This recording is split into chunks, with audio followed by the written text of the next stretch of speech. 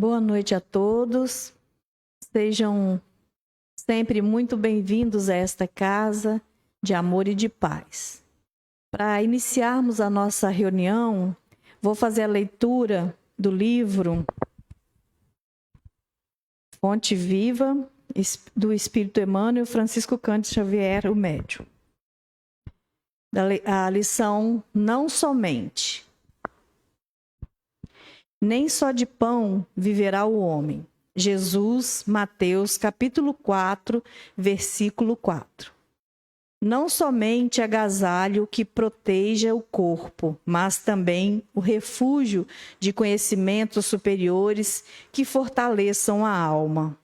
Não só a beleza da máscara fisionômica, mas igualmente a formosura e nobreza dos sentimentos. Não apenas a eugenia que aprimora os músculos, mas também a educação que aperfeiçoa as maneiras. A cirurgia que extirpa o defeito orgânico, mas igualmente o esforço que anula o defeito íntimo. Não só o domicílio confortável para a vida física, mas também a casa invisível dos princípios edificantes em que o espírito se faça útil, estimado e respeitável. Não apenas os títulos honrosos que ilustram a personalidade transitória, mas igualmente as virtudes comprovadas na luta objetiva que enriqueçam a consciência eterna. Somente claridade para os olhos mortais, mas também luz divina para o entendimento imperecível.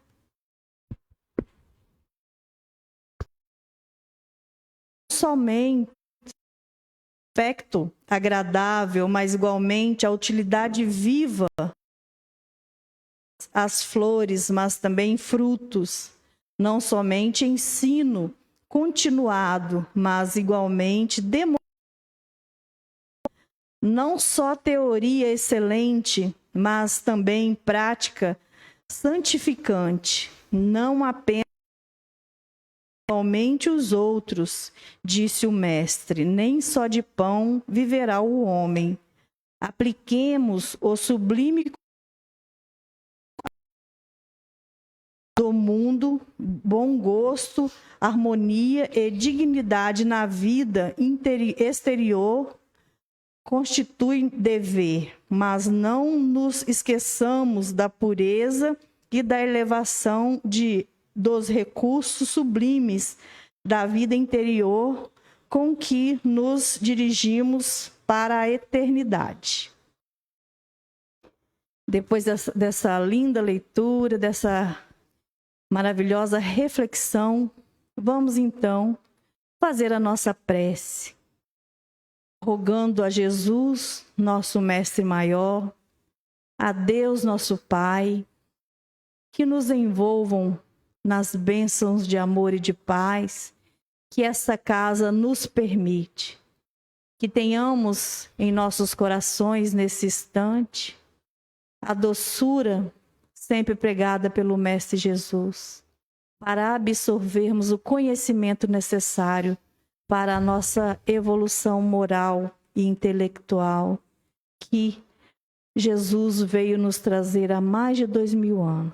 Que tenhamos, então, nossos corações receptivos para a lição da noite e que a nossa companheira Amanda possa ter serenidade e ter o apoio do seu anjo guardião nesse instante de fala necessária a todos os ouvidos. Muito obrigada, Jesus, pela presença segura. Pedimos que permaneça conosco agora e para todos sempre. Muito obrigada. Então, como eu já adiantei, a fala de hoje, como também nós já temos divulgado em nossas redes sociais, a fala de hoje é com a Amanda Lopes, e ela vai trazer para a gente o tema a cegueira do sentimento da intolerância e da idolatria. Então, é a cegueira do sentimento da intolerância à idolatria. É um tema muito legal e muito interessante. Espero que todos fiquem atentos à lição da noite. É com você, querida Amanda. Intolerância. Substantivo feminino. Qualidade de intolerante. Falta de tolerância, de condescendência com as fraquezas alheias. Idolatria. Substantivo feminino. Culto que se presta a ídolos. Amor excessivo, admiração exagerada. Orgulho. Substantivo masculino. Sentimento de satisfação com seus próprios feitos e qualidades ou com as realizações de outra pessoa. Excesso de admiração que o indivíduo tem em relação a si próprio, baseado em suas próprias características, qualidades e ou ações. Arrogância. Vaidade. Substantivo feminino. Qualidade do que é vão, vazio, firmado sobre aparência ilusória.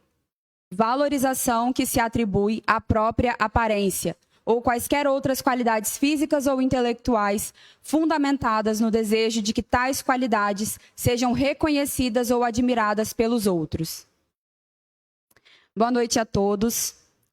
Gostaria de, no primeiro momento, agradecer mais uma vez a oportunidade que o Rogério me deu para que a gente possa fazer essa reflexão juntos hoje aqui, nessa noite de domingo.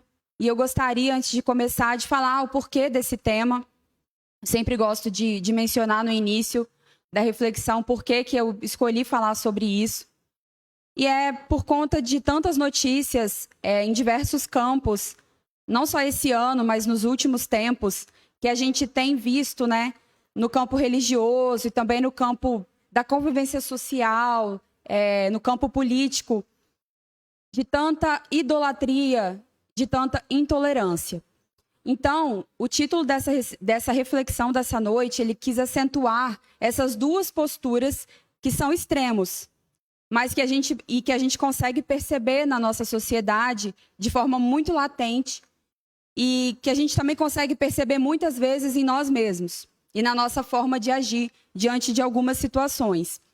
E essas duas posturas extremistas, que parecem tão opostas, elas têm o seu pano de fundo, a sua origem no mesmo lugar, que é o lugar onde mora o nosso orgulho e a nossa vaidade. E esses sentimentos, eles são capazes de gerar em nós uma grande cegueira de sentimentos, que é extremamente prejudicial à nossa evolução moral e à nossa evolução espiritual. E é por isso que a gente vai abordar com um pouco mais de atenção esse tema hoje. A postura da intolerância, ela é a postura que a gente adota quando a gente não é capaz de conviver com as diferenças. É quando a gente quer repelir, afastar ou excluir aquilo que não for igual a mim ou ao grupo que eu pertenço e que eu acredito que é o correto. E a intolerância ainda ela é fruto de uma infantilidade emocional que nós temos, que é essa incapacidade de conviver com essas diferenças e de querer aniquilar, muitas vezes, tudo aquilo que eu não consigo amar. O fator mais desafiador do mito de Narciso não é a vaidade dele de querer se ver a todo momento no espelho, né? E estar tão encantado consigo mesmo. O problema maior é ele transformar o outro no espelho e transformar o outro apenas num instrumento a qual ele possa buscar o próprio bem. E a intolerância, ela é carregada de muito medo. A globalização, as tecnologias, essas formas que estão facilitando a nossa comunicação, que tornaram possível para a gente ter um contato muito mais próximo com outras culturas, com outros pensamentos, outros povos e outras religiões. Tudo isso acaba provocando um temor de perda de identidade muito grande. As pessoas, os políticos, as religiões, que têm um certo grau de fragilidade na sua construção da sua própria identidade, muitas vezes precisam, para afirmar a sua identidade, precisam de negar todas as outras. E quanto mais uma pessoa, ou uma religião, ou partidos políticos, grupos, têm um discurso de negar as outras expressões de pensamento, de jeito de ser, de fé, mais fragilidade ela possui nos termos da sua concepção e da sua construção de identidade. Então, quanto mais um indivíduo ele é fragilizado com a sua própria identidade, mais ele tende a negar a identidade do outro, porque assim é uma forma dele afirmar a sua própria identidade. Agora, quando o ser humano está mais plenificado, ele não tem essa necessidade de, para afirmar a sua identidade, negar a do outro. Ele nem afirma a sua própria identidade, ele apenas existe em respeito à própria individualidade dele e a dos outros. E ele acaba percebendo com mais clareza que se Deus tivesse a necessidade de criar clones com a mesma forma de agir, de sentir, de pensar, de professar a fé, com a mesma cara, a mesma identidade e o mesmo nível de culto, ele teria feito isso. Parou?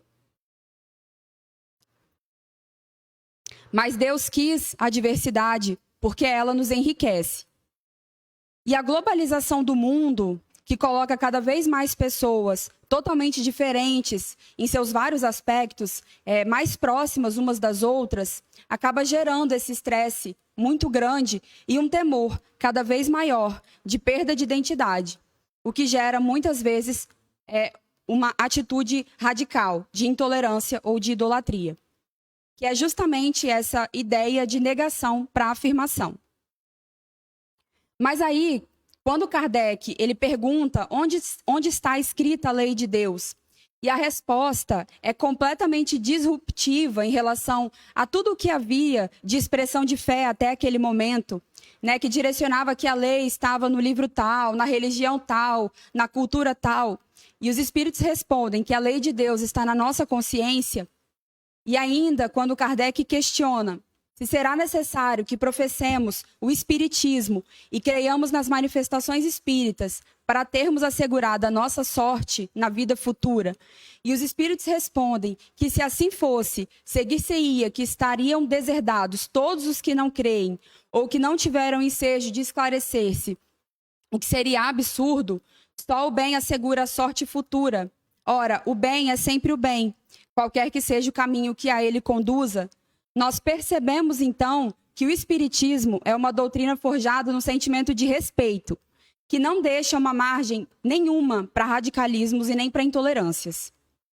Mesmo assim, a gente acaba vendo uma distorção cognitiva que acontece em todos os campos religiosos, inclusive no espiritismo, que é a tentativa, muitas vezes, dos seus integrantes de adaptar a experiência religiosa, customizando a nossa própria identidade. Então, muitas vezes a gente busca, não por conversão, a mensagem do Evangelho, mas a distorção da mensagem do Evangelho para adesão à minha própria identidade. O que acaba tornando a experiência muito mais transtornada do ponto de vista emocional, do ponto de vista psicológico. E o que explica muito dessa onda de depressão, de vazio existencial, de suicídio e de angústia. Porque nós, muitas vezes, nós não queremos ter a humildade de nos tornarmos filhos de Deus. Nós queremos distorcer a experiência a ponto de Deus se tornar um pai particular aos nossos caprichos. Só que esse movimento de extremismo, ele é transitório. Afinal, o progresso, ele não para. E nós temos que entender que, apesar das diferenças de percepções e de compreensões, os padrões transcendentes da moralidade nos unificam. Já a idolatria, ela é um fenômeno presente em toda a história da humanidade e é percebido desde as primeiras civilizações, com diferentes atribuições e significados, mas sempre influenciou na construção cultural de qualquer sociedade. E hoje essa palavra ela tem como significado admiração excessiva ou culto que se presta a ídolos. Só que quando o termo foi criado, a essência dele era puramente religiosa. De um ponto de vista cristão, a idolatria é a substituição de Deus, a verdadeira fonte da divindade, por um objeto, coisa, animal, pessoa ou fenômeno. É um relato do Vitor Vinheron, que é um professor de História e mestre em História Social pela USP. E esse professor ele ainda vai além e diz que é, por exemplo, o que os missionários católicos combateram quando se depararam com religiões indígenas na colonização da América. Vitor explica ainda que o conceito da palavra surgiu no contexto das religiões monoteístas, especificamente na mais antiga delas, que é o judaísmo. Para a crença judaica, o culto a um Deus único e exclusivo, superior ao plano terreno, faz com que ele não seja passível de representação em forma material. Portanto, além de não verem sentido em adorar as imagens religiosas, os judeus acabaram lutando contra essa adoração. Já nas religiões cristãs, a gente percebe algumas diferenças em virtude das suas várias ramificações. No protestantismo, por exemplo, é diferente do catolicismo por não cultuar nenhum santo ou nenhuma representação física de uma santidade. Para um protestante, o ser humano não é bondoso por essência, logo ele não poderia levar-se a um patamar divino. A idolatria ela esteve quase que exclusivamente atrelada, no período medieval e das grandes navegações, a um contexto religioso. Só que a partir do século XVIII, notou-se uma mudança lenta e gradual de certas atribuições desse fenômeno. É notável um processo de laicização do Estado, no qual a Igreja, em diversos segmentos da sociedade, passou a ter cada vez menos expressividade. E, em seu lugar, a figura humana passa a ser alvo da adoração popular. E aí os grandes governantes da Idade Moderna encontraram-se em estágio de transição. Mesmo tendo a postura justificada por um caráter divino, eles conciliavam isso à sua forma humana, associada a uma produção artística exclusivamente voltada para o culto das suas imagens. Então, tivemos esculturas, pinturas, peças de teatro e outras tantas representações que colocavam os reis como heróis e personagens máximos da nação. E uma das mais emblemáticas é a de Napoleão Bonaparte, coroando a si mesmo, enquanto o Papa assistia aquilo com a impotência de um subalterno, qualquer ao imperador. E assim, aos poucos, o homem ele tomou o espaço da igreja cada vez mais. O termo idolatria ele acompanhou esse processo histórico e passou também por várias modificações. São agregadas a ele, então, novas atribuições que acompanharam as mudanças culturais e socioeconômicas. Então, idolatrar deixou cada vez mais o sentido religioso e ganhou um sentido mais abrangente, passando a valorizar aptidões e conquistas relacionadas a sucesso, seja ele material, pessoal ou profissional, alimentado pelas culturas de massa. E hoje, valorizam-se personagens que apresentam qualidades admiradas pela sociedade, características tidas como exemplo de sucesso, consideradas ideias de felicidade por aqueles que as veneram. O fenômeno, então, ele acabou se tornando volátil. Os ídolos surgem com mais facilidade e estão sujeitos ao esquecimento da mesma maneira. Pode-se dizer que a volatilidade, porque o ídolo de um carnaval já não é mais o mesmo das comemorações do fim de ano. Basta um post mal escrito, mal feito e um comentário que gera alguma dupla interpretação para as próprias redes acenderem as tochas da inquisição contra a figura. Então, nesse contexto, as mídias sociais têm desempenhado um papel determinante em alavancar personagens ao patamar de ídolos, atuando como um espaço fértil para a proliferação de conteúdos e capaz também de alcançar um número muito expressivo de espectadores e de potenciais fãs. As redes sociais se estabeleceram como fortes mecanismos de circulação de dados em que são criados esses ídolos efêmeros. E por meio dessa relação entre admirador e objeto de admiração, se apresentam as aptidões do ídolo e possibilita uma aproximação maior com o seu público. Então, a internet acabou acentuando o que a televisão, o rádio e as revistas já estavam propiciando, porque acabou permitindo uma interação mais inédita. E aí, para a gente dar continuidade, para deixar muito claro para quem está nos assistindo, o intuito aqui não é emitir críticas à idolatria no sentido religioso de certas experiências religiosas, porque isso faz parte da cultura e da tradição dessas religiões. E como eu disse no início, respeitamos muito isso. A análise aqui da idolatria ela é no sentido amplo, demonstrando o nosso desequilíbrio enquanto seres humanos que vivem buscando admirar de forma exagerada outros seres humanos e o quanto que isso é perigoso para quem está sendo idolatrado e para quem está idolatrando. No livro Espírito da Verdade, psicografado por Chico Xavier e Valdo Vieira, Emmanuel nos traz um texto intitulado Sem Idolatria, onde ele faz uma reflexão profunda sobre os ensinamentos que Paulo fez na primeira carta aos Coríntios. Não vos façais, pois, idólatras.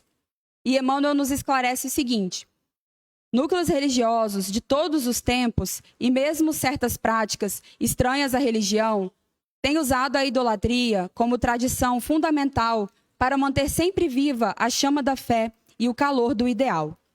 O hábito vinculou-se tão profundamente ao espírito popular que, em plena atualidade, nos arraiais do espiritismo cristão, a desfraldar a bandeira da fé raciocinada, às vezes ainda encontramos criaturas tentando a substituição dos ídolos inertes pelos companheiros de carne e osso da experiência comum, quando chamados ao desempenho da responsabilidade mediúnica. Urge, desse modo, compreendermos a impropriedade da idolatria de qualquer natureza, fugindo, entretanto, à iconoclastia e à violência, no cultivo do respeito e da compreensão diante das convicções alheias, de modo a servirmos na libertação mental dos outros, na esfera do bom exemplo. A advertência apostólica vem comprovar que a doutrina cristã, em sua pureza de fundamentos, surgiu no clima da Galileia, dispensando a adoração indébita em todas as circunstâncias, devendo-se exclusivamente à interferência humana os excedentes que lhes foram impostos ao exercício simples e natural. Assim, proscreve de teu caminho qualquer prurido idolátrico em torno de objetos ou pessoas, reafirmando a própria emancipação das algemas seculares que vem cerceando o intercâmbio das criaturas encarnadas com o reino do Espírito, através da legítima confiança. Recebemos hoje a incumbência de aplicar, na edificação do bem desinteressado, o tempo e a energia que desperdiçávamos outrora à frente dos ídolos mortos, de maneira a substancializarmos o ideal religioso no progresso e na educação, prelibando as realidades da vida gloriosa. Então, a idolatria, que é esse sentimento de admiração excessiva, é um problema antigo. E em vários grupos sociais, religiosos, políticos, nós tentamos colocar o nosso personalismo. E na atualidade, a gente dá muito valor para quem tem títulos, para quem tem cargos de destaque, sendo que isso não é compreender a mensagem do Cristo. No texto O Amor Tudo Sofre, do livro Palavras da Vida Eterna, Emmanuel nos alerta que o noticiário terrestre reporta-se diariamente a desvarios cometidos em nome do amor. Homicídios são perpetrados publicamente. Suicídios sulcam de pranto e desolação a rota de lares esperançosos. Furto, contenda, injúria e perversidade aparecem todos os dias invocando a inspiração do sentimento sublime. Mulheres indefesas, homens dignos, jovens promissores e infelizes crianças, em toda parte, sofrem abandono e aflição sob a legenda celeste. Entretanto, só o egoísmo traduzindo o apego da alma ao bem próprio é que patrocina os golpes da delinquência, os enganos da posse, os erros da impulsividade e os desacertos da pressa. Apenas o egoísmo gera ciúme e despeito, vingança e discórdia, acusação e cegueira. Então, quando Emmanuel nos alerta que o apego da alma ao bem próprio transforma o meu próprio bem em valor absoluto, que precisa ser preservado e garantido, ainda que à custa do bem do outro, nós conseguimos então compreender que não é por amor que a gente segue repetindo os milenares erros que nos fazem tão mal. A repetição de padrões de intolerância, de idolatria, isso tudo é fruto do egoísmo. O egoísmo que altera a feição do nosso amor e que nos transforma em verdadeiros narcisos. E é por essa razão que Emmanuel continua e contrasta que o amor, longe disso, ele sabe rejubilar-se com a alegria dos corações amados, esposando-lhes as lições e dificuldades, as dores e os compromissos. No amor verdadeiro não há sinal de qualquer precipitação, conclamando a imoderação ou a loucura.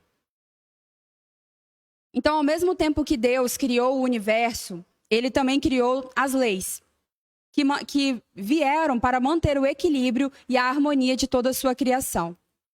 E à medida que a gente vai evoluindo, a gente descobre cada vez mais sobre cada uma dessas leis que regulam tanto a nossa caminhada material como a nossa caminhada espiritual e moral. E tudo no universo é regulado por leis. Essas leis, elas estão relacionadas com o dever de cada um de nós em relação a nós mesmos, em relação a Deus e em relação aos outros. E elas englobam a nossa maneira de proceder. São essas leis que nos dão a certeza da felicidade, porque essas leis morais nos dizem o que devemos fazer e o que não devemos fazer. E somos infelizes quando nos afastamos dessas leis. E lá no Livro dos Espíritos, na parte que Kardec aborda as leis morais, nós temos a lei de adoração, que é fundamental para a compreensão do que a gente quer refletir aqui hoje. E aí Kardec questiona aos espíritos em que consiste a adoração. E os espíritos respondem que é na elevação do pensamento a Deus. Kardec ainda questiona se origina-se de um sentimento inato a adoração ou se é fruto de ensino. E os espíritos respondem que é um sentimento inato, como o da existência de Deus. Kardec questiona se terá havido povos destituídos de todo sentimento de adoração. E os espíritos respondem que não, nunca houve povos de ateus. Todos compreendem que, acima de tudo, há um ente supremo. Kardec questiona ainda se poder-se-á considerar a lei natural como fonte originária da adoração. E os espíritos respondem que a adoração está na lei natural, pois resulta de um sentimento inato do homem. E por essa razão é que existe entre todos os povos, se bem que sob formas diferentes. Kardec ainda questiona se precisa de manifestações exteriores à adoração. Os espíritos respondem que a adoração verdadeira é a do coração. Em todas as vossas ações, lembrai-vos sempre de que o Senhor tem sobre vós o seu olhar. E aí, no item A dessa questão 653, Kardec questiona se será útil a adoração exterior. E os espíritos respondem que sim, se não consistir num vão simulacro. É sempre útil dar um bom exemplo, mas os que somente por afetação e amor próprio o fazem, desmentindo com o proceder a aparente piedade, mau exemplo dão e não imaginam o mal que causam. Kardec ainda questiona se tem Deus preferência pelos que adoram desta ou daquela maneira. E os espíritos respondem que Deus prefere os que adoram do fundo do coração, com sinceridade, fazendo o bem e evitando o mal, aos que julgam honrá-lo com cerimônias que os não tornam melhores para com os seus semelhantes. Todos os homens são irmãos e filhos de Deus. Ele atrai a si todos os que lhe obedecem às leis, qualquer que seja a forma que as exprime.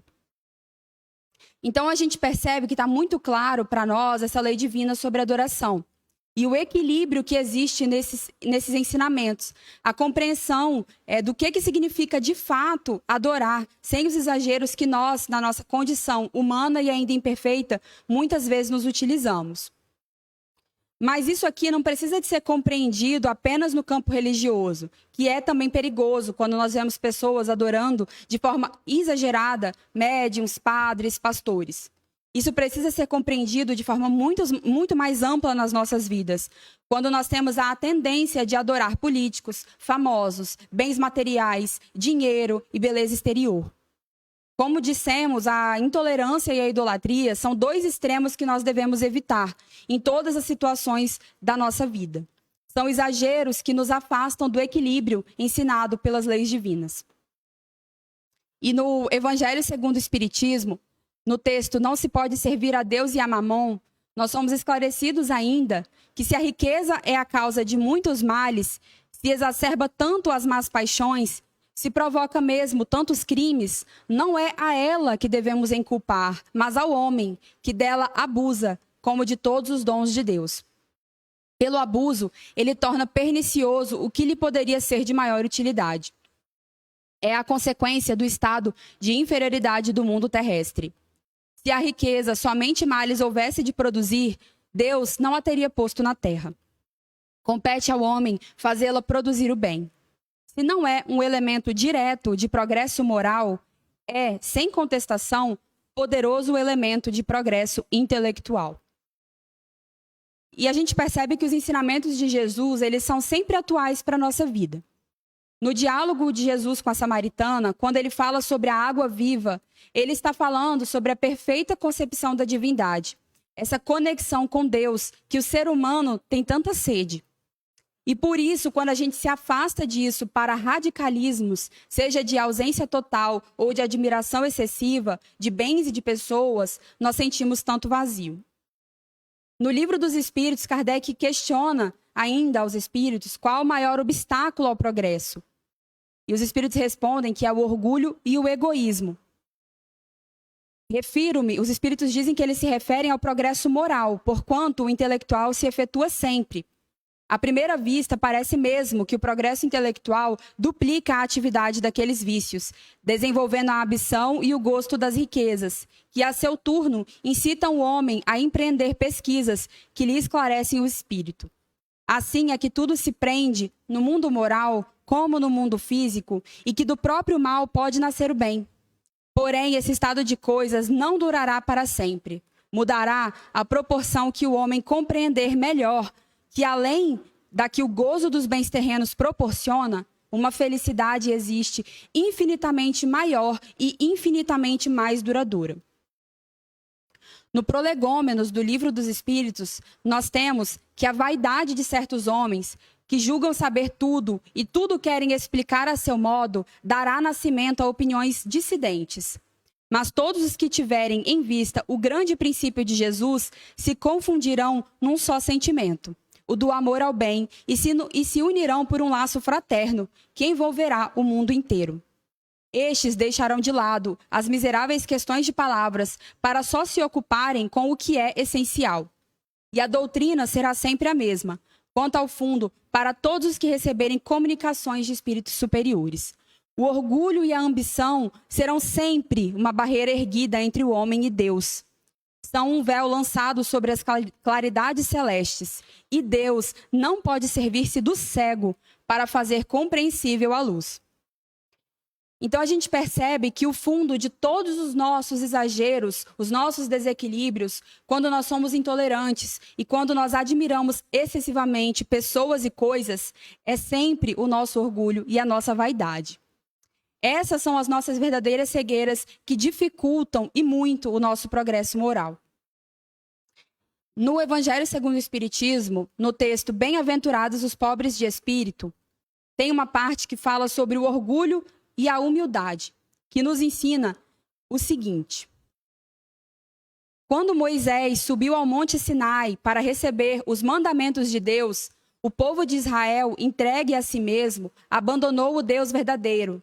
Homens e mulheres deram o ouro e as joias que possuíam para que se construísse um ídolo que entraram a adorar. Vós outros, homens civilizados, os imitais. O Cristo vos legou a sua doutrina. Deu-vos o exemplo de todas as virtudes, e tudo abandonastes, exemplos e preceitos. Concorrendo para isso com as vossas paixões, fizeste um Deus a vosso jeito, segundo uns, terrível e sanguinário, segundo outros, aliado dos interesses do mundo.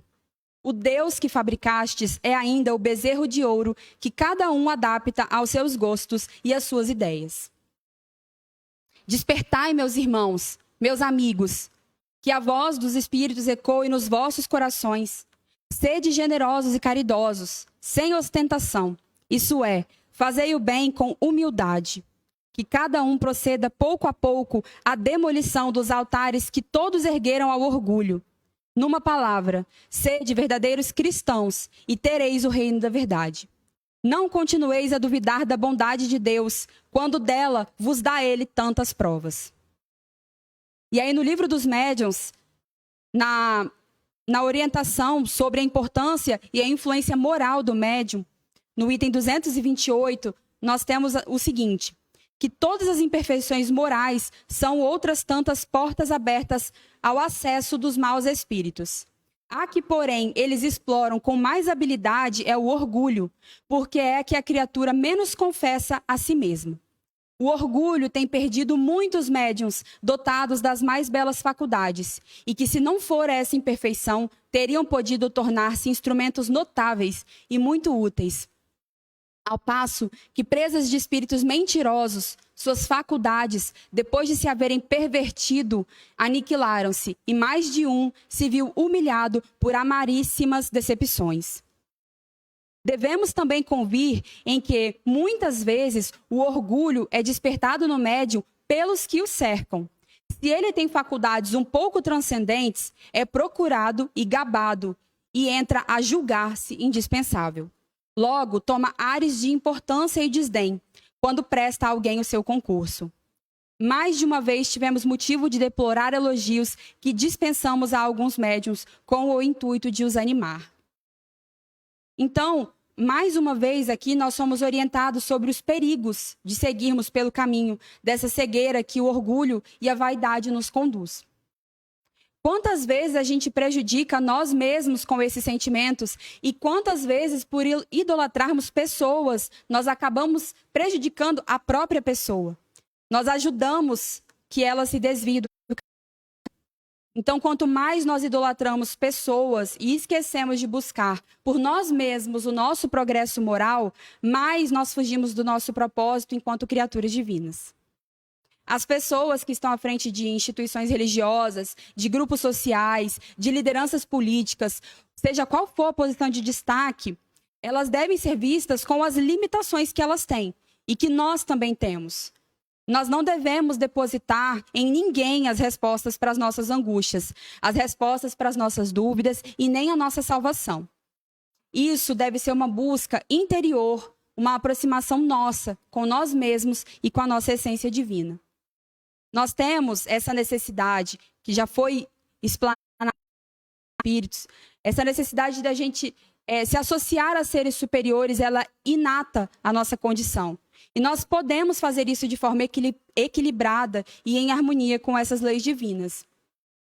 E a doutrina espírita, ela vem nos trazer um elemento que é essencial para que a gente seja capaz de enxergar além desse orgulho, além dessa vaidade, que muitas vezes nos cega e nos faz viver nesses extremismos, que é o exercício da nossa fé raciocinada. Na Revista Espírita, de fevereiro de 1867, nós temos um texto que fala sobre o livre pensamento e a livre consciência, que nos ensina que ele consiste não em crer numa coisa em vez de outra, nem em excluir tal ou qual crença, mas na liberdade absoluta de escolha das crenças. Toda opinião raciocinada, que não é imposta nem encadeada cegamente a de outrem, mas que é voluntariamente adotada em virtude do exercício do raciocínio pessoal, é um pensamento livre, quer seja religioso, quer seja político, quer seja filosófico. E em sua concepção mais larga, o livre pensamento significa livre exame, liberdade de consciência, fé raciocinada. Ele simboliza a emancipação intelectual, a independência moral, complemento da independência física. Ele não quer mais nem escravos do pensamento, nem do corpo, porque o que caracteriza o livre pensador é que ele pensa por si mesmo e não pelos outros. Em outros termos, sua opinião lhe é própria. Assim, pode haver livres pensadores em todas as opiniões e em todas as crenças. Nesse sentido, o livre pensamento eleva a dignidade do homem. Dela faz um ser ativo e inteligente, em vez de uma máquina de crer.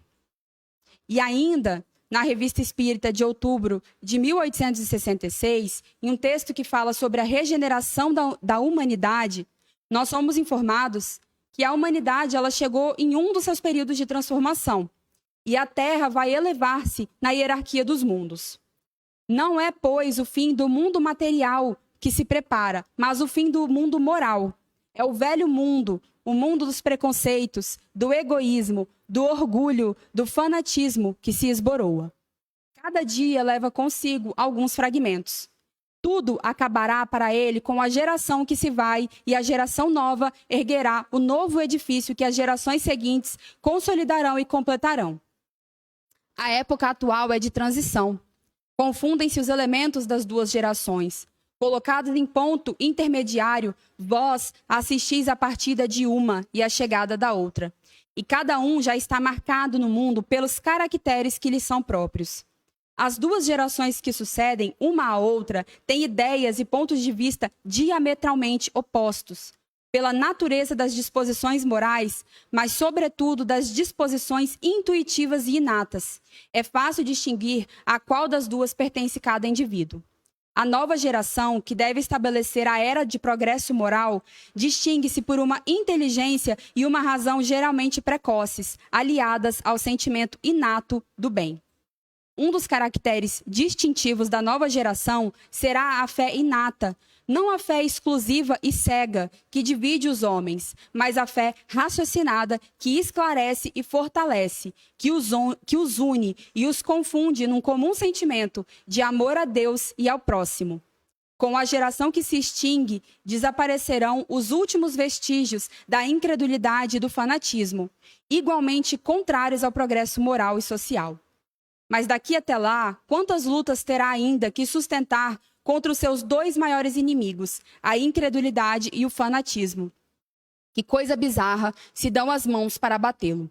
Eles pressentem o seu futuro e a sua própria ruína, e por isso o temem, pois já o veem plantar sobre as ruínas do velho mundo egoísta, a bandeira que deve unir todos os povos. Na divina máxima, fora da caridade não há salvação, leem sua própria condenação, porque é o símbolo da nova aliança fraterna proclamada pelo Cristo. Então, quando a gente está nos nossos momentos de prece, de oração, de meditação, nós temos que pedir muita resiliência para que a gente passe por esse período turbulento em que os extremismos estão à flor da pele. Esse tempo de desequilíbrio, ele é temporário e cabe a cada um de nós encontrar a nossa forma de passar por isso. Essa fé raciocinada, ela nos auxilia a acatar toda a diversidade que se encontra ao nosso redor. Nos auxilia ainda a sermos capazes de realçar cada vez mais os nossos pontos de contato, que são muito maiores, e não realçar as divergências, que no fundo são tão poucas. Quem gosta de divergências é quem quer manter o controle sobre rebanhos específicos. Agora, quem gosta de perceber a igualdade é quem quer entregar o controle a quem realmente controla, que é Jesus. E temos que lembrar sempre que o bem com apego é um mal, e o mal sem apego caminha para o bem. Se você se torna escravo da sua forma religiosa de pensar e de viver, ou da sua forma política de pensar e agir, você passa a desqualificar todas as outras formas, e isso te limita, te atrasa e te cega. Tudo o que sobe se unifica. Se a gente pega essas diferenças como muros, é porque a gente ainda não subiu. Se o nosso coração subir, a gente consegue sentir empatia. E quando a gente é capaz de ir além desse orgulho, dessa vaidade, além das formas, nós conseguimos alcançar o que de fato é essencial. Só que a gente perde muito tempo na forma. E quando a gente não faz o que deveria ser feito, que é essa tarefa interior de cada um de nós, de progredir, nós fazemos como os fariseus, que cumpriam exterioridades para não cumprir o que era essencial. Na Revista Espírita de maio de 1858, numa dissertação ditada por São Luís sobre o orgulho, ele nos ensina de forma muito linda, através de uma parábola, sobre a importância da humildade. Um homem soberbo possuía alguns hectares de boa terra. Sentia-se orgulhoso das pesadas espigas que cobriam o seu campo e lançava o olhar desdenhoso sobre o campo estéril do humilde. Esse levantava-se ao cantar do galo e ficava o dia todo curvado sobre o solo ingrato. Recolhia pacientemente os seixos e ia atirá-los à beira do caminho. Revolvia profundamente a terra e arrancava com dificuldade os espinheiros que a cobriam. Ora, seu suor fecundou o campo e ele colheu o melhor trigo. Entretanto, o joio crescia no campo do homem soberbo e abafava o trigo. Enquanto o dono se vangloriava de sua fecundidade e olhava com piedade os esforços silenciosos do humilde. Em verdade vos digo que o orgulho é semelhante ao joio que afoga o bom grão. Aquele dentre vós que se julga mais que seu irmão e que se vangloria é insensato. Sábio é o que trabalha por si mesmo, como humilde em seu campo, sem se envaidecer da sua obra. E agora, já chegando mais para o fim da minha fala, eu gostaria de ler para vocês uma parte que me tocou muito do livro Missionários da Luz. Não vou dar spoiler, não, mas tem uma parte aqui que é bem interessante, que tem muito a ver com isso que a gente está falando aqui. Urge considerar, porém, meus amigos, que este servo humilde não deve absorver o lugar que Jesus deve ocupar em suas vidas. É muito difícil descobrir o amor sem jaça e a ele nos entregarmos sem reservas.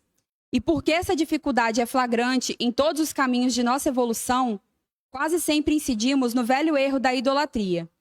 É bem verdade que nos encontramos em uma assembleia de corações simples e amigos, e que não cabem nessa sala vastas e maciças considerações filosóficas para restringirmos-nos ao abençoado setor do sentimento. No entanto, não posso ver fugir a oportunidade de sérias reflexões a respeito do problema dos laços sagrados que nos unem, sem algemar-nos uns aos outros. Nossa estrada de aperfeiçoamento, bem como a senda de progresso da humanidade terrestre em geral, tem sido tortuoso caminho no qual pisamos sobre ídolos quebrados.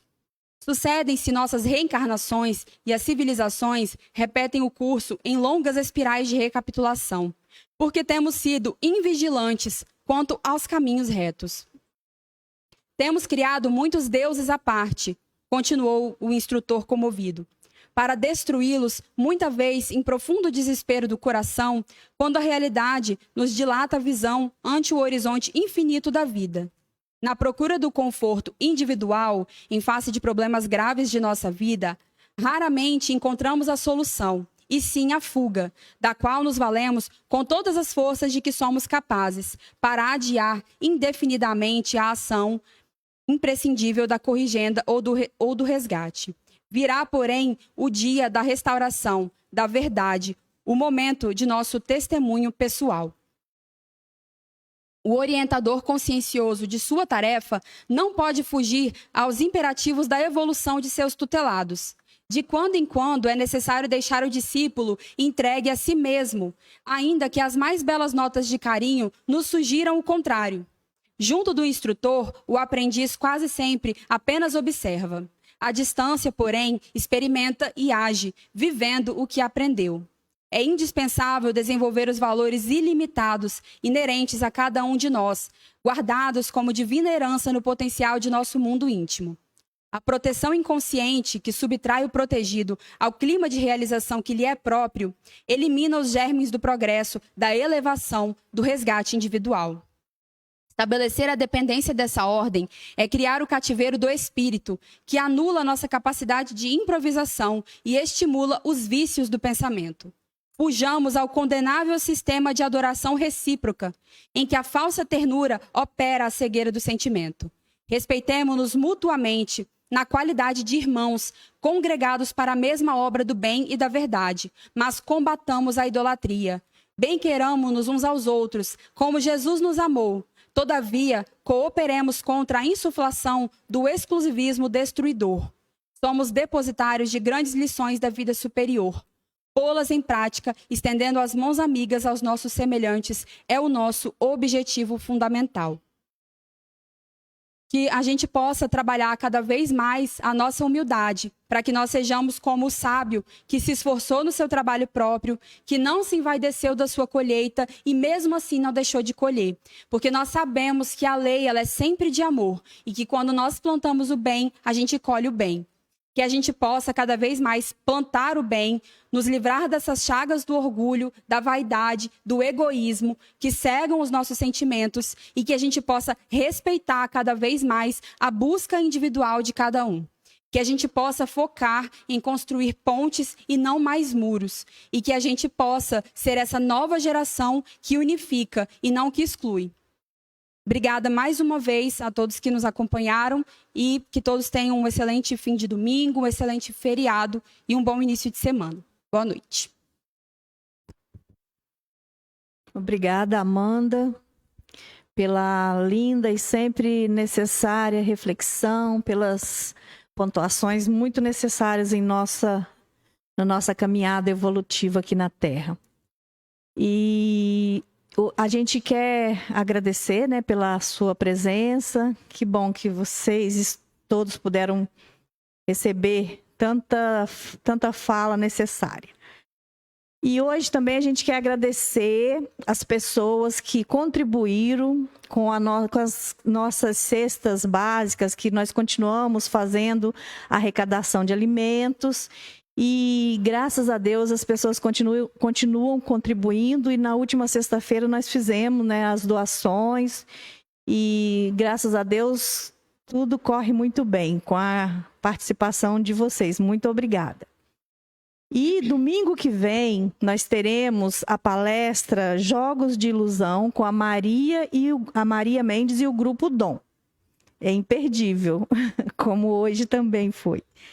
E para encerrar a nossa noite, a nossa fala da noite, nós vamos ler uma prece do nosso Alexandre, do livro Missionários da Luz. Então, é com o nosso Alexandre, né? Senhor, seja para o teu coração misericordioso todas as nossas alegrias, esperanças e aspirações. Ensina-nos a executar teus propósitos desconhecidos. Abre-nos as portas de ouro das oportunidades do serviço. Ajuda-nos a aprender a tua vontade. Seja o nosso trabalho a oficina sagrada de bênçãos infinitas. Converte-nos as dificuldades em estímulos santos. Transforma os obstáculos da senda em renovadoras lições em teu nome. Semearemos o bem onde surge espinhos do mal. Acenderemos tua luz onde a treva demore. Verteremos o bálsamo do teu amor onde corra o pranto do sofrimento. Proclamaremos tua bênção onde hajam condenações. Desfraldaremos tua bandeira de paz junto às guerras do ódio, Senhor. Senhor, dá que possamos servir-te com a fidelidade com que nos amas e perdoa nossas dificuldades e vacilações na execução de tua obra. Fortaleça-nos o coração para que o passado não nos perturbe e o futuro não nos inquiete, a fim de que possamos honrar-te a confiança no dia de hoje que nos deste, para a renovação permanente até a vitória final. Somos tutelados na terra, confundidos na lembrança dos erros milenários, mas queremos agora, com todas as forças da alma, nossa libertação em teu amor para sempre. Arranca-nos do coração as raízes do mal, liberta-nos dos desejos inferiores, dissipa as sombras que nos escurecem a visão do teu plano divino. Ampara-nos para que sejamos servos leais da tua infinita sabedoria. Dá-nos o equilíbrio da tua lei. Apaga o incêndio das paixões que, por vezes, irrompem ainda no âmago dos nossos sentimentos, ameaçando-nos a construção da espiritualidade superior. Conserva-nos em tua inspiração redentora, no ilimitado amor que nos reservaste, e que, integrados no teu trabalho de aperfeiçoamento é incessante, possamos atender-te os sublimes desígnios em todos os momentos, convertendo-nos em servidores fiéis da tua luz para sempre. Assim seja. E que tenhamos todos uma boa noite e uma maravilhosa semana de muito trabalho para todos nós.